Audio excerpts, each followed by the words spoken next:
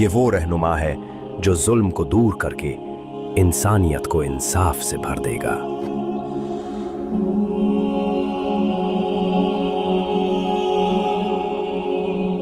हजरत दज्जाल आजाद हो गया है। समुंदर के बीच एक पुरअसरार जजीरा और वहां जंजीरों में कैद एक शख्स जो इंतजार कर रहा है। और नबी सल्लल्लाहु अलैहि वसल्लम ने फरमाया, उसका फितना दुनिया का सबसे बड़ा इम्तिहान होगा। और फिर जंजीर टूट गई, फितना का बादशाह आजाद हो गया।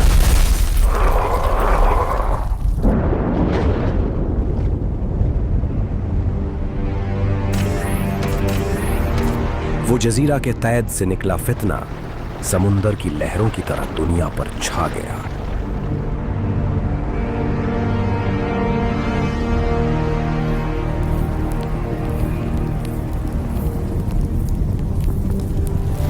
और जब दज्जाल निकलेगा, दुनिया अफरा तफरी में डूब जाएगी। जंग, कत्ल और फितना हर जगह फैल जाएगा। मैं तुम्हारा रब हूं, मेरे हाथ में जन्नत भी है और दोज़ख भी। जो चाहे मैं तुम्हें अभी दिखा सकता हूं। और फिर उसने अपने आप को रब करार दिया। वो जन्नत और दोज़ख दिखाता, बारिश बरसाता और इंसानियत को गुमराह करता गया। देखो, मैं आसमान से बारिश बरसा कर तुम्हें रिज़्क देता हूं। कौन है जो मेरे जैसा कुदरत रखता है? लोगों ने हक भुला दिया और उस झूठे को अपना रब तस्लीम कर लिया। देखो, ये है दोज़ख की भयानक आग और सिर्फ मैं हूं जो तुम्हें इससे बचा सकता हूं, क्योंकि मैं तुम्हारा रहम रब हूं।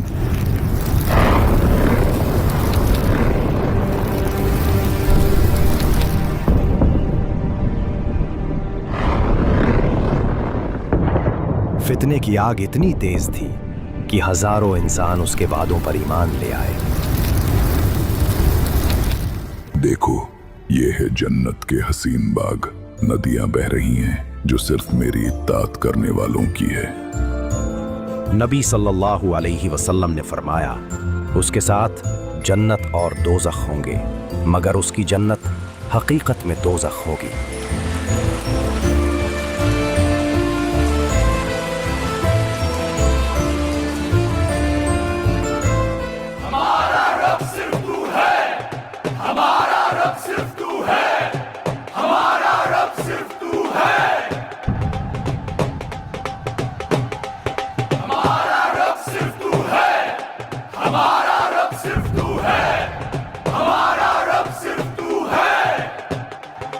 दुनिया भर में सवाल उठने लगे हैं, अगर ये शख्स वाकई दज्जाल है तो क्या अब वो लम्हा भी करीब है जिसका जिक्र नबी ने फरमाया था? क्या ईसा इब्ने मरियम अलैहिस्सलाम भी जल्द नाजिल होने वाले हैं? और फिर जब उसने सुना कि ईसा इब्न मरियम जल्दी नाजिल होने वाले हैं, उसके चेहरे का रंग उड़ गया और दिल में एक अजनबी खौफ उतर गया।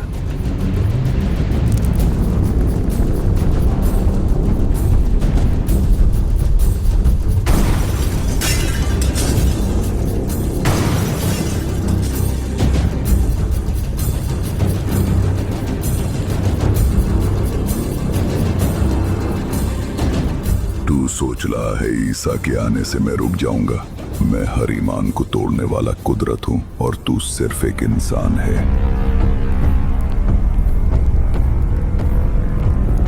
तैयार हो जाओ, फितना दज्जाल का इम्तिहान शुरू हो चुका है।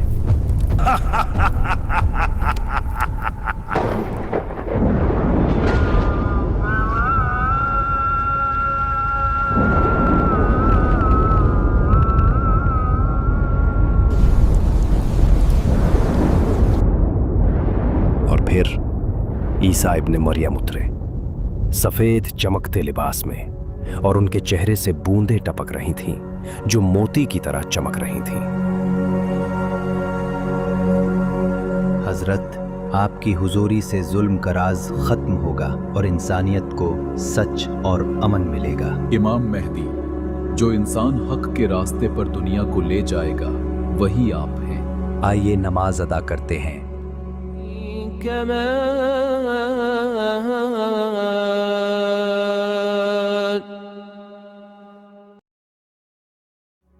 या अल्लाह, तू रहमान, तू रहीम, इंसानियत पर अपना नूर नाजिल फरमा, जुल्म का राज खत्म कर, हक और सच को कायम कर, हिदायत और सब्र का नूर हमारी रूहों में भर दे, फितना और झूठ को दूर कर और दुनिया को अमन और इंसाफ से नवाज दे।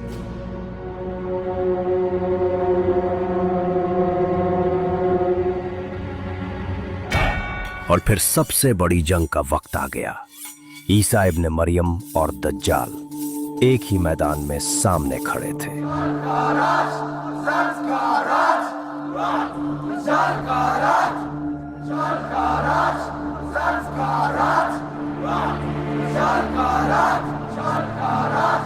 और फिर लोग उसके नारे लगा रहे थे, उसको अपना रब मानकर ईसा इब्ने मरियम के खिलाफ जंग के लिए खड़े हो गए।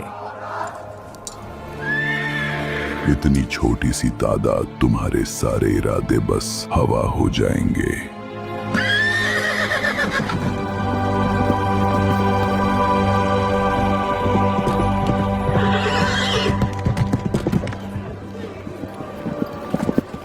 नबी सल्लल्लाहु अलैहि वसल्लम ने फरमाया, आदम से लेकर क़यामत तक इंसानियत पर दज्जाल से बड़ा फितना कभी नहीं आएगा।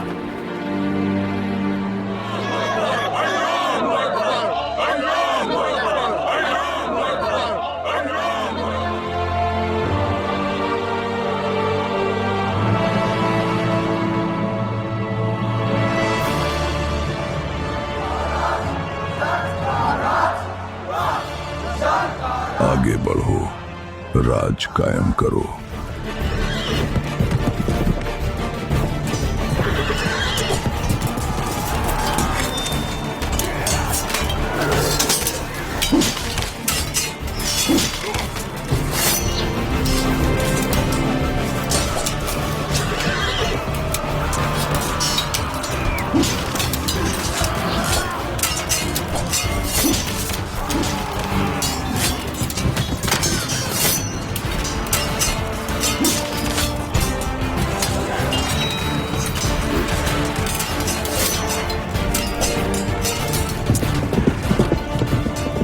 दज्जाल ने जैसे ही ईसा इब्ने मरियम को देखा, उसके झूठे दावे टूट गए और वो जंग के बीच से भाग निकला।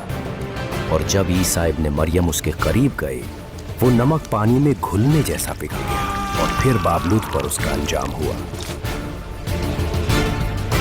हजरत, मेरी गलतियों के लिए माफी चाहता हूँ। अब मैं सिर्फ हक की राह चुनूंगा। हजरत, माफ कर दो। और तुम्हारा रब सिर्फ एक है, उसके सिवा कोई माबूद नहीं।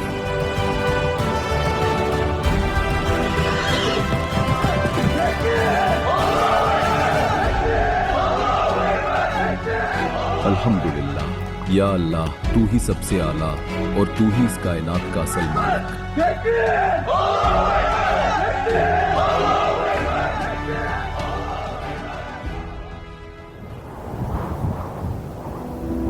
और फिर एक फरिश्ता ईसा इब्ने मरियम को खबर देता है, यह ईसा इब्न मरियम खुदा का पैगाम है।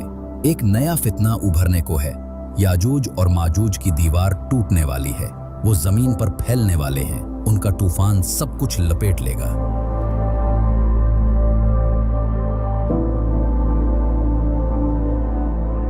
लोगों, अल्लाह का पैगाम आया है।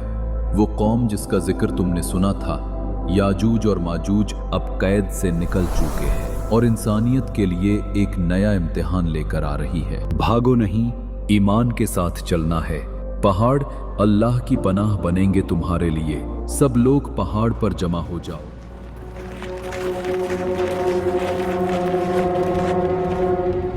और जब याजूज माजूज खोल दिए जाएंगे, वो हर बुलंद जगह से तेजी से निकल पड़ेंगे।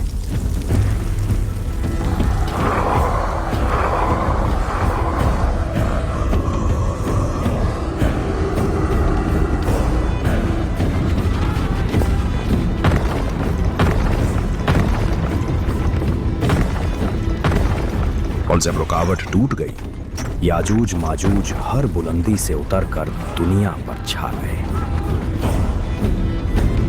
सब लोग जमा हुए तूर पर बैतुल मुक़द्दस के करीब अल्लाह की पनाह के साए तले।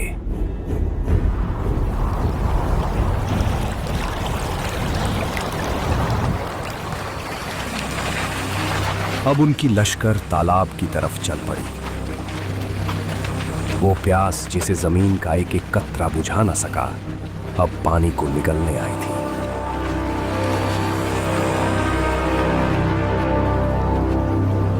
सूरा अल मुल्क में अल्लाह फरमाता है, और अगर हम तुम्हारा पानी जमीन के अंदर घुसा दें तो कौन है जो तुम्हें नया बहता हुआ पानी ला सके।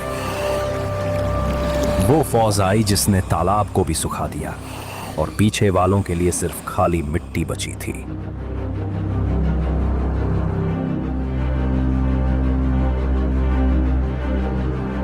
पहाड़ों की ओर भाग के क्या बच जाओगे? हम आग की तरह चढ़कर आएंगे और तुम्हारी चीखों से जमीन लरज उठेगी।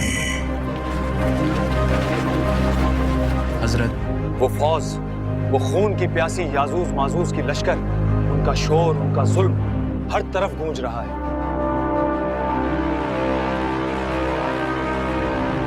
या अल्लाह, तू रहमान, तू रहीम, और तेरे सिवा कोई कुव्वत नहीं। उम्मते मोहम्मद सल्लल्लाहु अलैहि वसल्लम को याजूज माजूज के जुल्म से बचा ले, अपनी कुदरत से उन्हें मिटा दे और हक पर कायम रहने वालों को अपनी पनाह अता फरमा। अल्लाह ने उनकी गर्दनों पर अजाबी कीड़े छोड़े जो रूह तक घुस गए।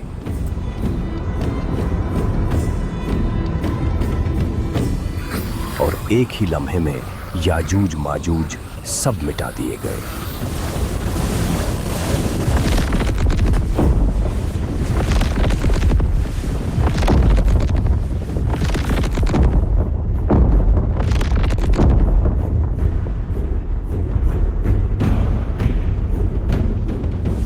याजूज माजूज के जिस्म जमीन को बदबू और गंदगी से भर देते हैं। फिर अल्लाह एक शिद्दत भरी बारिश भेजता है जो उनके निशान मिटाकर उन्हें समुंदर के अंदर बहा देती है।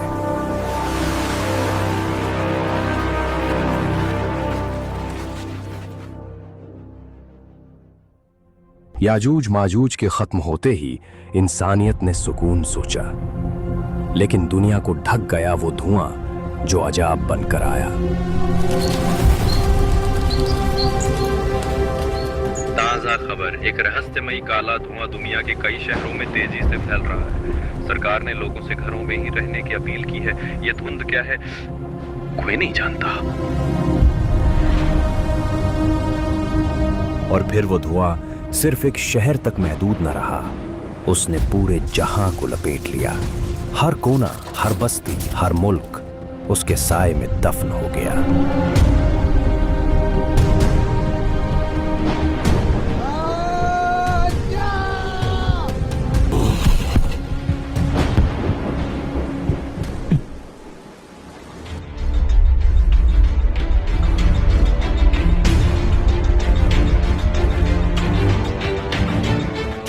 आसमान से उतरने वाला वो धुआं इंसान के चेहरों को अंधेरे में दबा देगा।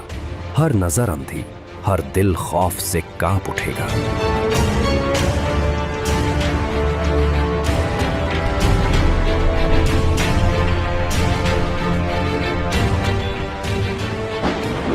पूरी दुनिया एक गहरे धुआं से ढक चुकी है। क्या ये कयामत का आगाज है? ये धुआं आसमान से उतरकर जमीन को निगल रहा है।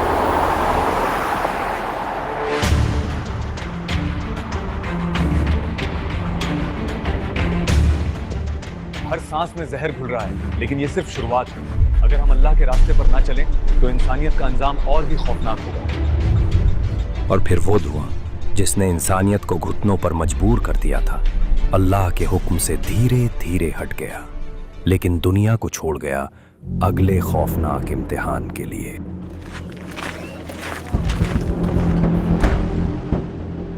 और फिर वो वक्त आया जब सूरज ने मशरिक से उभरना छोड़ दिया। दिन रुक गया और रात लंबी होती चली गई। देखो ये अंधेरा, 3 दिन से सूरज का नूर नहीं, हर चेहरा भय से बदल गया। या अल्लाह, तू ही हमें इस अंधेरे और जुल्म से बचा।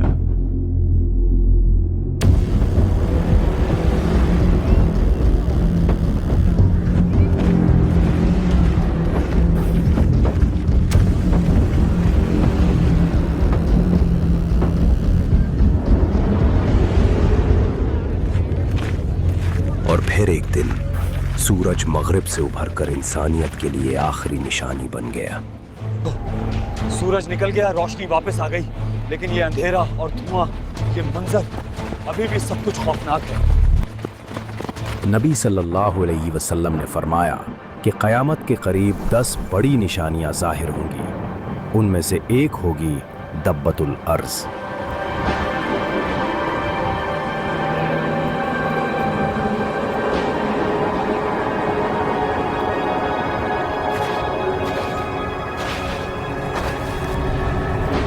इंसान समझ भी न पाया और तौबा का वक्त खत्म हो गया।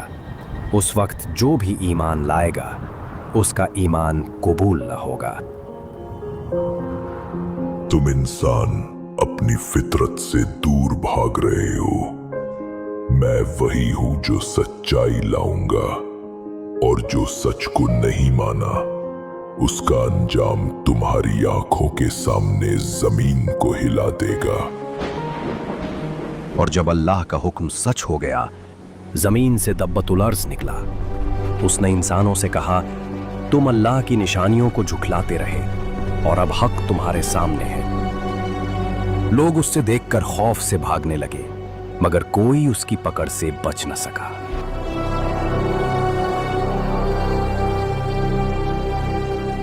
चेहरे हर इंसान का असली रंग दिखाता है। जिसका चेहरा सफेद होगा उसको जन्नत मुबारक, और जिसका काला होगा उसको दोज़ख की खौफनाक आग में उतार दिया जाएगा।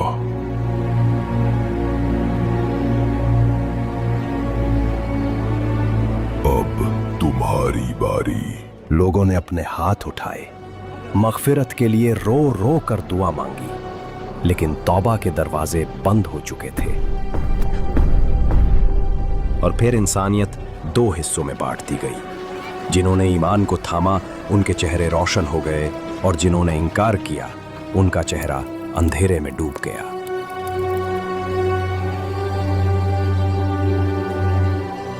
और जब दबातुल अर्ज़ अपना काम पूरा कर चुका तो वो अल्लाह के हुक्म से वापस मिट्टी में समा गया। उसका काम था फैसला करना, और वो फैसला हो गया।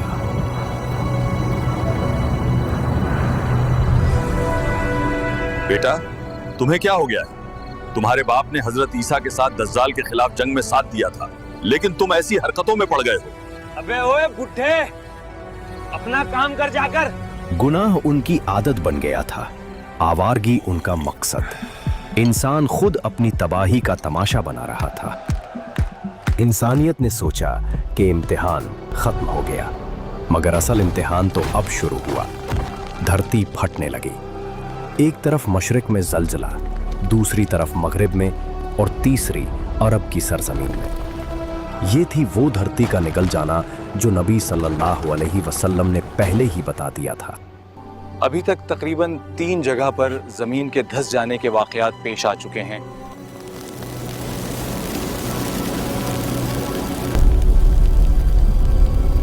ये आग हमें अपने तरफ बुला रही है। हम चलते हैं तो ये भी चलती है, और हम रुक जाते हैं तो ये आग भी रुक जाती है। और फिर यमन की सरजमीन से एक आग भड़क उठी, ऐसी आग जो इंसान को भगा भगा कर एक ही मंजिल पर जमा करने लगी। कोई बचाव नहीं, कोई पनाह नहीं, बस एक रूह का इम्तिहान। और एक ही सांस में सब कुछ बदल गया। सूर बज चुका था और कयामत उठ खड़ी थी।